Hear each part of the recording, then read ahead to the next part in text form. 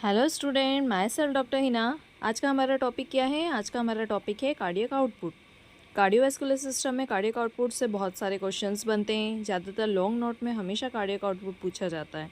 इसके अलावा इसके अंदर stroke volume, minute volume, pre load, after load, ये भी शॉर्ट नोट में पूछे जाते हैं। इसलिए आज हम कार्डियक आउटपुट पढ़ने जा रहे हैं। सबसे पहले हम कार्डियक आउटपुट की डेफिनेशन की बात करेंगे। तो इसकी डेफिनेशन क्या होती है? Cardiac output is the amount of the blood pumped from each ventricle. इसका मतलब क्या होता है? कार्डियक आउटपुट किसे कहते हैं हम? ईच वेंट्रिकल से जितने अमाउंट में ब्लड पंप आउट होता है उसे हम क्या कहते हैं? Cardiac output. It refers to left ventricle output through the aorta. लेकिन हम यहाँ स्पेशली किसकी बात करेंगे? वेंट्रिकुलर आउटपुट की बात करेंगे। मतलब लेफ्ट वेंट्रिकल से जितने भी अमाउंट में ब्लड एओर्टा में जाता है उसे हम क्या कहते हैं? Cardiac output. आगे इन्होंने क्या बोला है? Cardiac output is the most important factor in the CVS। Cardiac output CVS में इंपॉर्टेंट फैक्टर है। क्यों? क्योंकि rate of the blood flow through different parts of the body depend upon the cardiac output. इसलिए important है cardiac output क्योंकि body में अलग अलग पार्ट्स में, टिश्यू में, सेल्स में जितने अमाउंट में ब्लड जाएगा वो किस पे डिपेंड करेगा? कार्डियक आउटपुट पे। क्यों? क्योंकि कार्डियक आउटपुट अगर अच्छा होगा तो ब्लड सर्कुलेशन भी अच्छा होगा, और अगर कार्डियक आउटपुट कम होगा तो ब्लड सर्कुलेशन कम हो जाएगा। इस तरीके से हमने कार्डियक आउटपुट की डेफिनेशन क्या पढ़ी कि वेंट्रिकल से जितने अमाउंट में ब्लड पंप आउट होता है उसे हम क्या कहते हैं? Cardiac output. अब हम इसकी नॉर्मल वैल्यूज़ की बात करेंगे। नॉर्मल वैल्यूज़ में हम पढ़ेंगे stroke volume, minute volume and cardiac index. Stroke volume किसे कहते हैं? तो स्ट्रोक वॉल्यूम हम कहते हैं अगर एक बीट में जितना वेंट्रिकल से ब्लड पंप आउट होता है उसे हम क्या कहते हैं? Stroke volume. सेकेंड है माइन्यूट वॉल्यूम। माइन्यूट वॉल्यूम का मतलब होता है मिनट। मतलब एक मिनट में वेंट्रिकल जितने अमाउंट में ब्लड पंप आउट करता है उसे हम क्या कहते हैं? Minute volume. तो इस तरीके से सबसे पहले हम पढ़ रहे हैं स्ट्रोक वॉल्यूम। तो स्ट्रोक वॉल्यूम की डेफिनेशन क्या है? It is the amount of the blood pumped out by the each ventricle during each beat. Stroke volume हम किसे कहेंगे? एक बीट में जितने अमाउंट में ब्लड पंप आउट होता है वेंट्रिकल से उसे क्या कहा जाता है? Stroke volume. एक बीट कैसे? कि एक मिनट में हार्ट कितनी बार बीट करता है, या हार्ट की जो दिल की जो धड़कन होती है एक मिनट में कितनी होती है? 72 टाइम्स। मतलब एक मिनट में हार्ट 72 टाइम्स बीट करता है। और एक बीट में कितना ब्लड पंप आउट करेगा? तो एक बीट में करेगा 70 ml। इस तरीके से नॉर्मल वैल्यू क्या हुई स्ट्रोक वॉल्यूम की? 70 ml। 60 से लेके 80 ml इसकी नॉर्मल ड्यूरेशन है। When the heart rate is normal, मतलब हार्ट रेट अगर नॉर्मल 72 पर मिनट है तो उसमें एक बीट में स्ट्रोक वॉल्यूम होगा 70 ml। अब हम बात करेंगे माइन्यूट वॉल्यूम की। माइन्यूट वॉल्यूम में मैंने क्या बोला था? माइन्यूट वॉल्यूम मतलब होता है एक मिनट में। तो इसकी डेफिनेशन क्या है? It is the amount of the blood pumped out by the each ventricle in 1 minute. मतलब जितने अमाउंट में ब्लड पंप आउट होता है, कितना पंप आउट होता है एक मिनट में, कितने अमाउंट में ब्लड पंप आउट हो रहा है उसे हम क्या कह रहे हैं? Minute volume. तो ये इसका जो फॉर्मूला होता है, फॉर्मूला क्या होता है? Minute volume is equal two stroke volume into heart rate. तो नॉर्मल वैल्यू क्या होगी इसकी? 5 लीटर। मतलब एक वेंट्रिकल से 5 लीटर ब्लड पंप आउट होता है एक मिनट के अंदर, तो उसे हम क्या कहेंगे? Minute volume. अब हम बात करेंगे कार्डियक इंडेक्स क्या है। तो कार्डियक इंडेक्स क्या है, इसकी डेफिनेशन क्या है? It is the minute volume express in relation to square metre of body surface area. मतलब amount of the blood pump out by per ventricle per minute per square metre of body surface area. मतलब वही एक minute में each ventricle square metre area के according blood pump out कर रहा है, उसे हम क्या कह रहे हैं? Cardiac index. तो इसकी नॉर्मल वैल्यू कितनी होती है? 2.8 plus minus 0.3 litre per square metre of body surface area per minute. अब इजेक्शन फ्रैक्शन क्या होता है? तो इजेक्शन मतलब क्या होना? ब्लड पंप आउट होना। फ्रैक्शन मतलब बचा हुआ। तो इसका मतलब क्या होता है कि ईच वेंट्रिकल से जो ब्लड इजेक्टेड आउट होता है और जो बचा हुआ जो वॉल्यूम होता है ब्लड का, उसे हम क्या कहते हैं? Ejection fraction. अब कार्डियक रिजर्व किसे कहेंगे? तो कार्डियक रिजर्व मतलब होता है कि हार्ट में मैक्सिमम कितनी कैपेसिटी होती है कि वो ब्लड को पंप आउट कर सकता है वेंट्रिकल्स के थ्रू। नॉर्मली तो हमें पता है कि नॉर्मली कितना होता है? 5 लीटर पर मिनट। लेकिन फिर भी हमारे हार्ट में कितनी कैपेसिटी होती है कि ज़्यादा से ज़्यादा मैक्सिमम में कितने अमाउंट में वो ब्लड को पंप आउट कर सकता है।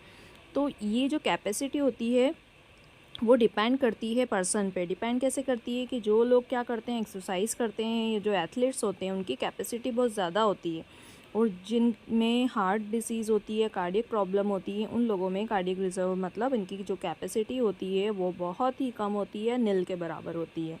इस तरीके से अभी हमने क्या पढ़ा, कार्डियक रिजर्व के बारे में पढ़ा, मतलब maximum amount of blood that is pumped out by the heart above the normal value, मतलब 5 लीटर से मैक्सिमम कितना ज़्यादा ब्लड को हार्ट क्या कर सकता है, पंप आउट कर सकता है, उसे हम क्या कहते हैं, कार्डियक रिजर्व।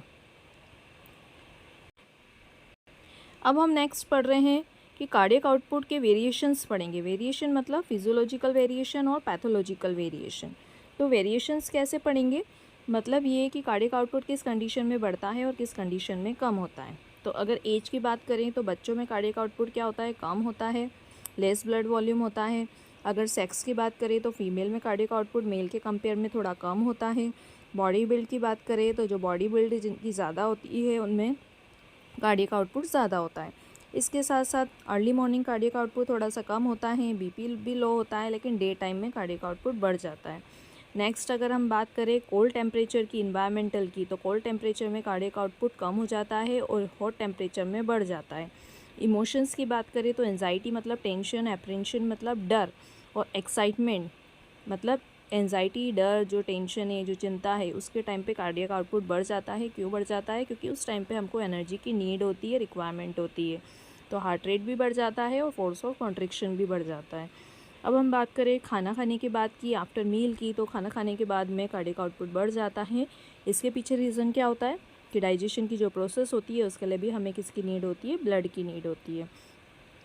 अब हम एक्सरसाइज की अगर बात करें तो एक्सरसाइज के टाइम पे कार्डियक आउटपुट बढ़ जाता है। क्यों बढ़ जाता है, क्योंकि उस टाइम पे हमें ऑक्सीजन की रिक्वायरमेंट होती है, ब्लड की रिक्वायरमेंट होती है, तो उस टाइम पे हार्ट रेट भी बढ़ जाता है और फोर्स ऑफ कॉन्ट्रैक्शन भी बढ़ जाता है। अब हम हाई अल्टीट्यूड की बात करें तो हाई अल्टीट्यूड मतलब जो ऊंचे पहाड़ी वाले इलाके होते हैं वहाँ पे कार्डियक आउटपुट बढ़ जाता है। क्यों, क्योंकि वहाँ पे हाइपोक्सिया की कंडीशन आती है, मतलब ऑक्सीजन कम हो जाती है। तो ऑक्सीजन कम हो जाती है तो ऑक्सीजन की रिक्वायरमेंट पूरी करने की वजह से कार्डियक आउटपुट बढ़ जाता है। पोस्चर की बात करेंगे तो पोस्चर जो अपराइट पोजीशन होती है तब कार्डियक आउटपुट कम हो जाता है, और जब हम लेटते हैं तो कार्डियक आउटपुट बढ़ जाता है। प्रेगनेंसी के टाइम पे कार्डियक आउटपुट बढ़ जाता है। क्यों, क्योंकि यहाँ पे मदर को भी ब्लड चाहिए और बेबी को भी चाहिए, मतलब रिक्वायरमेंट बढ़ गई है। स्लिप के टाइम पे कार्डियक आउटपुट क्या हो जाता है, कम हो जाता है। इस तरीके से अभी हमने फिजियोलॉजिकल वेरिएशन पढ़ा, मतलब नॉर्मली कब कार्डियक आउटपुट बढ़ा और कब कम हुआ। अब हम क्या पढ़ रहे हैं, पैथोलॉजिकल। पैथोलॉजिकल मतलब एबनॉर्मल। तो कार्डियक आउटपुट कब बढ़ता है, फीवर के टाइम पे, एनीमिया के टाइम पे और हाइपरथायरॉयडिज्म के टाइम पे। फीवर के टाइम पे क्यों, क्योंकि उस टाइम पे ऑक्सीजन की रिक्वायरमेंट होती है। एनीमिया में क्यों, क्योंकि उस टाइम पे आरबीसी हीमोग्लोबिन की रिक्वायरमेंट होती है। हाइपरथायरॉयडिज्म में क्यों, क्योंकि हाइपरथायरॉयडिज्म में थायराइड का लेवल बढ़ जाता है जिसकी वजह से बीएमआर बढ़ जाता है और कार्डियक आउटपुट भी बढ़ जाता है। अगर हम कार्डियक आउटपुट की जो कंडीशन है या कार्डियक आउटपुट कम कब होता है तो उसके फैक्टर्स हम पढ़ते हैं। हाइपोथायरॉयडिज्म मतलब बीएमआर कम हो जाता है तो कार्डियक आउटपुट कम हो जाता है।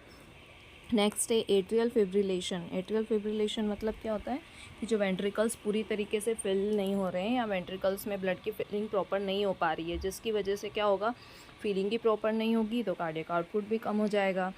नेक्स्ट है इनकम्प्लीट हार्ट ब्लॉक। तो हार्ट ब्लॉक मतलब यहाँ पे भी पंपिंग हार्ट की प्रॉपर नहीं हो पा रही है। जब पंपिंग प्रॉपर नहीं होगी, वेंट्रिकल्स में इजेक्शन नहीं होगा, कॉन्ट्रैक्शन नहीं होगा और कार्डियक आउटपुट कम हो जाएगा। कार्डियक फेल्यूर में क्या होगा, जब हार्ट काम करना ही बंद कर देगा, पंपिंग बंद कर देगा तो नेचुरली कार्डियक आउटपुट कम हो जाएगा। शॉक में क्या होता है, शॉक में ब्लड सप्लाई रुक जाता है, सेल और टिश्यू को ब्लड प्रॉपर नहीं मिलता है, जिसकी वजह से, जिसके पीछे रीज़न क्या होता है, कार्डियक आउटपुट कम हो जाना। हेमरेज मतलब ब्लड वॉल्यूम ही ऑलरेडी कम हो गया है, जब ब्लड ही नहीं है तो हार्ट को भी कम जाएगा, हार्ट को भी कम जाएगा तो वेंट्रिकल्स फीलिंग भी कम होगी और कार्डियक आउटपुट कम हो जाएगा। इस तरीके से हमने अभी फिजियोलॉजिकल और पैथोलॉजिकल दोनों वेरिएशन पढ़े। अब हम बात करेंगे डिस्ट्रीब्यूशन ऑफ कार्डियक आउटपुट, मतलब जो वेंट्रिकल से जितने भी अमाउंट में ब्लड पंप आउट होता है वो जाता कहाँ है। तो अगर हम बात करें तो राइट वेंट्रिकल की अगर बात करेंगे तो राइट वेंट्रिकल से जितना भी ब्लड है वो लंग्स में जाएगा, और अगर लेफ़्ट वेंट्रिकल की बात करेंगे तो लेफ़्ट वेंट्रिकल से जितना भी ब्लड है पूरी बॉडी में सर्कुलेट कर दिया जाएगा, और सर्कुलेट किसके थ्रू होगा, एओर्टा के थ्रू। अगर हमें देखना है कि कितने अमाउंट में ब्लड कहाँ कहाँ डिस्ट्रीब्यूट हो रहा है, तो उसके लिए ये टेबल है। सबसे पहले हम बात करेंगे कि 100% में 30% जो ब्लड है, सबसे ज़्यादा ब्लड लीवर को जाता है, 26% किडनी को जाता है, 18% स्केलेटल मसल को जाता है, 16% ब्रेन को, 6% स्किन, बोन और जीआईटी ट्रैक्ट को, और 4% हार्ट को जाता है। इस तरीके से 1 मिनट में कम से कम 5 लीटर ब्लड पूरी बॉडी में डिस्ट्रीब्यूट कर दिया जाता है। अब हमारा जो लास्ट टॉपिक क्या है? Factors maintaining the cardiac output. अभी तक हमने क्या पढ़ा? अभी हमने पढ़ा था कि कार्डियक आउटपुट की डेफिनेशन क्या है। तो हमने डेफिनेशन में क्या पढ़ा था कि वेंट्रिकल से जितने अमाउंट में ब्लड पंप आउट होता है उसे हम क्या कहते हैं? Cardiac output. उसके बाद में हमने स्ट्रोक वॉल्यूम के बारे में पढ़ा। स्ट्रोक वॉल्यूम मतलब एक बीट में जितना ब्लड पंप आउट हो रहा है उसे हम कह रहे हैं स्ट्रोक वॉल्यूम। फिर माइन्यूट वॉल्यूम पढ़ा। माइन्यूट वॉल्यूम मतलब 1 मिनट में जितना ब्लड पंप आउट हो रहा है उसे हम माइन्यूट वॉल्यूम कह रहे हैं। इसके बाद में हमने इसके फिजियोलॉजिकल और पैथोलॉजिकल वेरिएशन पढ़े। अब लास्ट हम पढ़ेंगे फैक्टर्स मेंटेनिंग कार्डियक आउटपुट। मतलब कार्डियक आउटपुट किस पे डिपेंड करता है? तो फर्स्ट फैक्टर है वेनस रिटर्न। वेनस रिटर्न मतलब हार्ट को जितना अमाउंट में ब्लड रिटर्न आएगा उतना ही ब्लड पंप आउट अच्छे से होगा। मतलब रिटर्न अच्छा आ रहा है तो फीलिंग भी अच्छी होगी हार्ट की, वेंट्रिकल्स की फीलिंग भी अच्छी होगी और उतना ही पंप आउट भी अच्छे से होगा और कार्डियक आउटपुट बढ़ेगा। इस तरीके से हमने वेनस रिटर्न को क्या बोला है? वेनस रिटर्न डायरेक्टली प्रोपोर्शनल होता है कार्डियक आउटपुट के। डायरेक्टली मतलब अगर वेनस रिटर्न बढ़ता है तो कार्डियक आउटपुट भी बढ़ेगा और अगर वेनस रिटर्न कम होता है तो कार्डियक आउटपुट भी कम होगा। अब जो हमारा सेकंड फैक्टर है, सेकंड फैक्टर क्या है हमारा? अब हमारा जो सेकंड फैक्टर है वो है force of contraction. Force of contraction का मतलब होता है कि अगर फोर्स कॉन्ट्रैक्शन अच्छा हो रहा है हार्ट के अंदर, अगर कॉन्ट्रैक्शन अच्छा होगा तो इजेक्शन भी अच्छा होगा, और इजेक्शन अच्छा होगा तो कार्डियक आउटपुट बढ़ जाएगा। इसे हम क्या कहेंगे? Force of contraction. तो फोर्स ऑफ कॉन्ट्रैक्शन डिपेंड करता है प्री लोड और आफ्टर लोड पे। तो प्री लोड और आफ्टर लोड क्या होता है, ये दोनों में आपको डिफरेंस बता देती हूँ।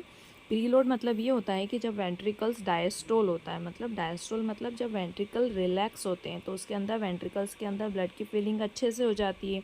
और अगर ब्लड की फीलिंग अच्छे से हो जाती है तो जितने भी मसल फाइबर है वो क्या होते हैं? स्ट्रेच होते हैं, और स्ट्रेच होने की वजह से फोर्स ऑफ कॉन्ट्रैक्शन बढ़ता है और कार्डियक आउटपुट भी बढ़ जाता है। अगर हम आफ्टर लोड की बात करें तो आफ्टर लोड का मतलब ये होता है कि वेंट्रिकल्स के अंदर जैसे ही ब्लड की फीलिंग हो जाती है तो अब जितना भी ब्लड है वो क्या होता है? इजेक्ट आउट होता है, और इजेक्ट आउट होने के बाद वो कहाँ चले जाता है? ब्लड वेसल्स में चला जाता है। तो ब्लड वेसल्स के अंदर क्या होता है? प्रेशर बढ़ जाता है, तो इसे हम क्या कहते हैं? After load. इस तरीके से मैंने आपको प्री लोड और आफ्टर लोड दोनों में डिफरेंस बताया। अब मैं आपको प्री लोड और आफ्टर लोड के डिफरेंस को एक बार और अच्छे से समझा देती हूँ। यहाँ पे मैंने आपको हार्ट के 4 चैम्बर शो कर रखे हैं। 4 चैम्बर्स हैं यहाँ पे। ये राइट एट्रियम है, राइट वेंट्रिकल है, ये लेफ़्ट एट्रियम है और ये लेफ़्ट वेंट्रिकल है। अब प्री लोड और आफ्टर लोड क्या होता है? तो प्री लोड और आफ्टर लोड का मतलब ये होता है कि जितना भी ब्लड है, volume of blood receive by the heart, मतलब हार्ट जितना भी ब्लड को रिसीव कर रहा है वेनस रिटर्न के थ्रू, तो वेंट्रिकल्स के अंदर क्या हो जाती है? ब्लड की फीलिंग हो जाती है। तो ब्लड की फीलिंग कैसे होती है? सबसे पहले राइट एट्रियम में ब्लड जाता है, फिर राइट एट्रियम से वो वेंट्रिकल में जाता है, और वेंट्रिकल्स के अंदर ब्लड की फीलिंग अच्छे से हो जाती है। तो जैसी ही फीलिंग होती है तो वेंट्रिकल्स के अंदर क्या होता है? लोड पड़ता है, उसे हम क्या कहते हैं? Pre load. अब मैं आपको आफ्टर लोड के बारे में बताती हूँ। तो आफ्टर लोड की डेफिनेशन क्या होती है? प्रेशर और resistant the heart has to overcome to eject blood. मतलब जैसे ही वेंट्रिकल्स के अंदर क्या होता है? ब्लड की फीलिंग होती है, तो फीलिंग होने की वजह से क्या होते हैं? वेंट्रिकल कॉन्ट्रैक्ट होते हैं, और जैसे ही कॉन्ट्रैक्ट होते हैं तो ब्लड क्या होता है? इजेक्ट आउट होके कहाँ चला जाता है? ब्लड वेसल्स में चला जाता है। तो जो प्रेशर पड़ता है उस प्रेशर को क्या कहते हैं हम? After load. तो कैसे समझेंगे हम इसको? सबसे पहले क्या हुआ? राइट एट्रियम में ब्लड वेनस रिटर्न के थ्रू आया, फिर राइट एट्रियम से राइट वेंट्रिकल में गया, फिर लेफ़्ट वेंट्रिकल, फिर लेफ़्ट वेंट्रिकल से वो कहाँ जाएगा? एओर्टा, और एओर्टा के थ्रू वो जाएगा ब्लड वेसल्स में। तो जो ब्लड वेसल्स के अंदर जो प्रेशर है उस प्रेशर को हम क्या बोलते हैं? After load. अब इस डायग्राम में भी आपको प्री लोड, आफ्टर लोड और कॉन्ट्रैक्टिलिटी में डिफरेंस दिख रहा है। कैसे डिफरेंस दिख रहा है कि यहाँ पे एक बॉटल शो कर रखी है। इस बॉटल में कुप्पी के थ्रू हम क्या कर रहे हैं? ब्लड की फिलिंग कर रहे हैं। ये एक एग्जांपल के लिए समझाया है कि सबसे पहले जो है क्या हो रहा है यहाँ पे? Venus return. वेनस रिटर्न मतलब जितना भी ब्लड कहाँ आ रहा है? ब्लड बॉटल के अंदर आ रहा है, और जैसे ही बॉटल के अंदर ये ब्लड की फीलिंग हो जाती है, तो फीलिंग की वजह से जो लोड पड़ता है उसे हमने क्या बोला, प्री लोड। अब नेक्स्ट क्या हो रहा है कि आफ्टर लोड किसे कहेंगे, कि जैसे ही ये हैंड्स के थ्रू हमने क्या करा, उस बॉटल को प्रेस करा, तो जैसे ही प्रेस करा उसे हमने क्या बोला, कॉन्ट्रैक्टिलिटी। और जैसे ही प्रेस करा तो ऊपर क्या हुआ, जितना भी ब्लड है वो बाहर आया, तो उसे हम क्या कहेंगे, आफ्टर लोड। तो यहाँ पे तीनों में डिफरेंस आपको दिख रहा है। प्री लोड मतलब ब्लड की फीलिंग हो रही है, और प्रीलोड के बाद कॉन्ट्रैक्टिलिटी मतलब जैसे ही कॉन्ट्रैक्शन हो रहा है और कॉन्ट्रैक्शन के बाद जितना भी ब्लड स्क्वीज होके बाहर आ रहा है उसे हम कह रहे हैं आफ्टर लोड। अब हमारा जो थर्ड फैक्टर है, वो थर्ड फैक्टर क्या है, हार्ट रेट। हार्ट रेट मतलब हार्ट रेट अगर बढ़ेगा तो फोर्स ऑफ कॉन्ट्रैक्शन भी बढ़ेगा, फोर्स ऑफ कॉन्ट्रैक्शन बढ़ेगा तो कार्डियक आउटपुट भी बढ़ेगा। इस तरीके से कार्डियक आउटपुट हार्ट रेट के डायरेक्टली प्रोपोर्शनल होता है। मतलब वही चीज़ हो रही है कि कार्डियक आउटपुट अगर बढ़ेगा तो हार्ट रेट भी बढ़ेगा, और अगर कार्डियक आउटपुट कम होगा तो हार्ट रेट भी कम होगा। और लास्ट हमारा क्या है, लास्ट हमारा है पेरिफेरल रेजिस्टेंट। पेरिफेरल रेजिस्टेंट क्या होता है, इन्वर्सली प्रोपोर्शनल होता है। मतलब ये ऑपोजिट रहेगा, उल्टा होगा। कैसे कि अगर पेरिफेरल रेजिस्टेंट बढ़ेगा तो कार्डियक आउटपुट कम हो जाएगा, और अगर पेरिफेरल रेजिस्टेंट कम होगा तो कार्डियक आउटपुट बढ़ जाएगा। इस तरीके से आज हमने कार्डियक आउटपुट के बारे में डिस्कशन किया। मैं आपको एक बार शॉर्ट में फिर से इसका रिवीजन करवा देती हूँ। फर्स्ट हमने इसकी डेफिनेशन पढ़ी थी। डेफिनेशन क्या थी कि ईच वेंट्रिकल से जितने अमाउंट में ब्लड पंप आउट होता है उसे हम क्या कहते हैं, कार्डियक आउटपुट। उसके बाद में हमने पढ़ा था स्ट्रोक वॉल्यूम, माइन्यूट वॉल्यूम। तो स्ट्रोक वॉल्यूम हमने क्या पढ़ा था कि एक बीट में जितना ब्लड पंप आउट हो रहा है उसे हम कह रहे हैं स्ट्रोक वॉल्यूम। तो इसकी नॉर्मल वैल्यू कितनी होती है, एक बीट में कितना ब्लड पंप आउट होता है, 70 ml। फिर उसके बाद हमने पढ़ा था माइन्यूट वॉल्यूम, मतलब एक मिनट में कितना ब्लड पंप आउट हो रहा है, तो एक मिनट में 5 लीटर पंप आउट होता है। फिर उसके बाद में हमने पढ़ा था कि वेरिएशंस क्या होते हैं। तो फिजियोलॉजिकल वेरिएशंस पढ़े थे हमने, पैथोलॉजिकल वेरिएशंस पढ़े थे। इसके बाद में हमने डिस्ट्रीब्यूशन पढ़ा था। तो डिस्ट्रीब्यूशन में हमने पढ़ा था कि 5 लीटर कितना डिस्ट्रीब्यूट हो जाता है पर मिनट में। तो हमने पढ़ा था सबसे ज़्यादा जो ब्लड है वो लीवर को जाता है, देन किडनी, फिर स्केलेटल मसल, फिर brain, then skin, bone, GIT tract, and last में हार्ट। उसके बाद में हमने इसके फैक्टर्स पढ़े। फैक्टर्स में क्या पढ़ा हमने कि वेनस रिटर्न जितना ज़्यादा होगा कार्डियक आउटपुट इतना ज़्यादा होगा। उसके बाद में हमने पढ़ा फोर्स ऑफ कॉन्ट्रैक्शन जितना अच्छा होगा उतना कार्डियक आउटपुट अच्छा होगा। उसमें हमने प्री लोड और आफ्टर लोड के डिफरेंस पढ़े। प्री लोड मतलब वेंट्रिकल जब डायस्टोल होता है, मतलब वेंट्रिकल रिलैक्स होता है और ब्लड की फीलिंग होती है, उसे हम कहते हैं प्री लोड। आफ्टर लोड हमने किसे पढ़ा था कि जैसे ही ब्लड की फीलिंग होती है वैसे ही वेंट्रिकल्स में क्या होता है, कॉन्ट्रैक्शन होता है, और कॉन्ट्रैक्शन के बाद में जितना ब्लड है ब्लड वेसल्स में चला जाता है, तो वहाँ पे जो प्रेशर पड़ता है उसे हम कहते हैं आफ्टर लोड। उसके बाद में हमने पढ़ा हार्ट रेट। तो हार्ट रेट डायरेक्टली प्रोपोर्शनल होता है। मतलब अगर कार्डियक आउटपुट बढ़ेगा तो हार्ट रेट बढ़ेगा, कार्डियक आउटपुट कम होगा तो हार्ट रेट कम होगा। उसके बाद में हमने पढ़ा पेरिफेरल रेजिस्टेंट इन्वर्सली प्रोपोर्शनल होता है। इसका मतलब अगर पेरिफेरल रेजिस्टेंट बढ़ता है तो कार्डियक आउटपुट कम होता है, और अगर पेरिफेरल रेजिस्टेंट कम होता है तो कार्डियक आउटपुट बढ़ता है। इस तरीके से आज हमने कार्डियक आउटपुट के बारे में डिस्कशन किया। अगर आपको मेरे लेक्चर से रिलेटेड कोई भी कन्फ्यूज़न या क्वेरीज है तो आप मेरे इस वीडियो पे कमेंट ज़रूर करें, और अगर आपको मेरा लेक्चर अच्छे से समझ में आया है तो आप मेरे चैनल को सब्सक्राइब और लाइक ज़रूर करें।